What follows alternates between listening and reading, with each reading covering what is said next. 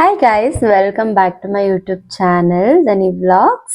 Guys, ನಾನು ಈ ವಿಡಿಯೋದಲ್ಲಿ ಮೊಳಕೆ ಕಟ್ಟಿದ ಹೆಸರು ಕಾಳನ್ನ ಯೂಸ್ ಮಾಡಿಕೊಂಡು ಹಾಗೆ ಸಬ್ಸಿಗೆ ಸೊಪ್ಪನ್ನ ಯೂಸ್ ಮಾಡಿಕೊಂಡು ಒಂದೊಳ್ಳೆ ಪ್ರೋಟೀನ್ ರಿಚ್ ಹಾಗೆ ಫೈಬರ್ ರಿಚ್ ಪಲ್ಯ ರೆಸಿಪಿನ ನಿಮ್ ಜೊತೆ ಶೇರ್ ಮಾಡ್ಕೊಳ್ತಿದ್ದೀನಿ. ಈ ರೆಸಿಪಿ ಬಂದು ಬ್ರೆಸ್ಟ್ ಫೀಡಿಂಗ್ ಮದರ್ಸ್ಗೆ ಹಾಗೆ ಯಾರು ಡಯಟ್ ಮಾಡ್ತಿರ್ತಾರೆ, ವೆಯ್ಟ್ ಲಾಸ್ ಮಾಡ್ಬೇಕಂತಿರ್ತಾರೆ ಅಂತವ್ರಿಗೆಲ್ಲ ಈ ರೆಸಿಪಿ ಬಂದು ತುಂಬಾನೇ ಹೆಲ್ಪ್ ಆಗುತ್ತೆ.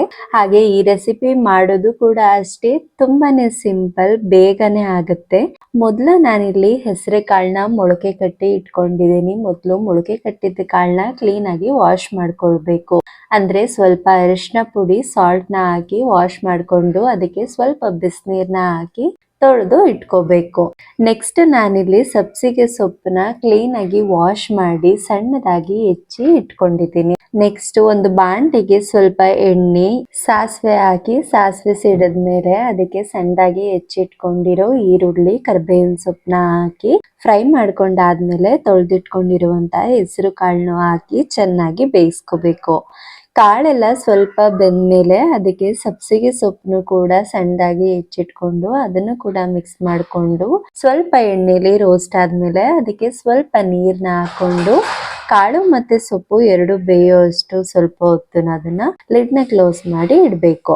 ಒಂದ್ 10 ಮಿನಿಟ್ಸ್ ನೀವು ಲಿಡ್ ನ ಕ್ಲೋಸ್ ಮಾಡಿ ಇಟ್ರೆ ಅಷ್ಟರಲ್ಲಿ ಕಾಳು ಸೊಪ್ಪು ಎಲ್ಲ ಕ್ಲೀನ್ ಆಗಿ ಬಂದಿರುತ್ತೆ. ನೆಕ್ಸ್ಟ್ ನಾನಿಲ್ಲಿ ಅದಕ್ಕೆ ಸ್ವಲ್ಪ ಖಾರಕ್ಕೆ ಎಷ್ಟು ಬೇಕಷ್ಟು ನೋಡ್ಕೊಂಡು ಖಾರದ ಪುಡಿನೂ ಹಾಕಿ ಅದನ್ನು ಕೂಡ ಚೆನ್ನಾಗಿ ಮಿಕ್ಸ್ ಆಗೋದಕ್ಕೆ ಸ್ವಲ್ಪ ಹೊತ್ತು ಲಿಡ್ ನ ಕ್ಲೋಸ್ ಮಾಡಿ ಬೇಯೋದಿಕ್ಕೆ ಇಡ್ತಾ ಇದ್ದೀನಿ. ಸೊ ದಟ್ ನಾನು ಸೊಪ್ಪಿಗೆ ಹಾಕಿರೋ ನೀರೆಲ್ಲಾನು ಕೂಡ ಕ್ಲೀನ್ ಆಗಿ ಹಿಂಗಬೇಕು.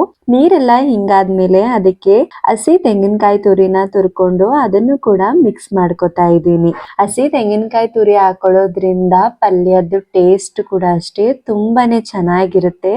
ಹಾಗೆ ಹಸಿ ತೆಂಗಿನಕಾಯಿನ ಕ್ಲೀನ್ ಆಗಿ ಪಲ್ಯದ ಜೊತೆ ಹಾಕಿ ಚೆನ್ನಾಗಿ ಮಿಕ್ಸ್ ಮಾಡ್ಕೋಬೇಕು. ತೆಂಗಿನಕಾಯಿ ಹಾಕಿ ಅದು ನೀರಿನಂಶ ಎಲ್ಲ ಹೋಗೋ ತನಕ ಸ್ವಲ್ಪ ಫ್ರೈ ಮಾಡ್ಕೊಂಡ್ರೆ ಮೊಳಕೆ ಕಟ್ಟಿದ ಹೆಸರು ಕಾಳು ಸಬ್ಸಿಗೆ ಸೊಪ್ಪಿನ ಪಲ್ಯ ರೆಡಿ ಆಗಿ ಹೋಗುತ್ತೆ.